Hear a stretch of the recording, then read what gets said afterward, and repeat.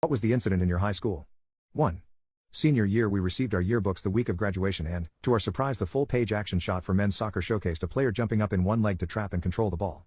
Unfortunately, he forgot to wear underwear that game and the tip of his wee-wee was fully visible sticking out of the bottom of his shorts. Our school had over 4,000 students and we were required to bring our yearbook into the security office to have it sharpied over or we would not be able to walk at graduation. 2. When I was in high school, our Hicktown school had a posse called the Cobras. Who would spray paint cobras on school property, write it on desks, in the bathrooms, basically everywhere. It was dumb and many of the students had a good idea who was a part of this group, but the teachers. The principal would call down groups for photos in the yearbook. Siblings, sports teams, drama club, etc. on overhead announcements, and one day they called down the Cobras for a school photo for the yearbook, to try and figure out who they were. They caught almost half the students who were defacing school property because they showed up for the group photo. And no, they didn't get a photo in the yearbook. 3.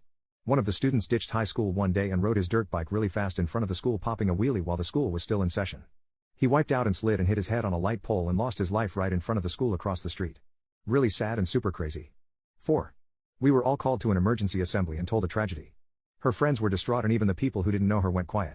I think I remember a group of students started putting together a type of memorial for her. The whole morning was morbid. Until, this girl arrived at school and didn't know what was going on. How do you mess up that badly? 5. During lunch, if you picked up trash and turned it into the yard attendant, you would get a dime per piece. One kid did it religiously every lunch, and was tormented and bullied the whole time. Kids would knock the trash out of his hands, push him over when he picked it up, call him all sorts of names, they were relentless. Then, in junior year, he bought a '66 Mustang.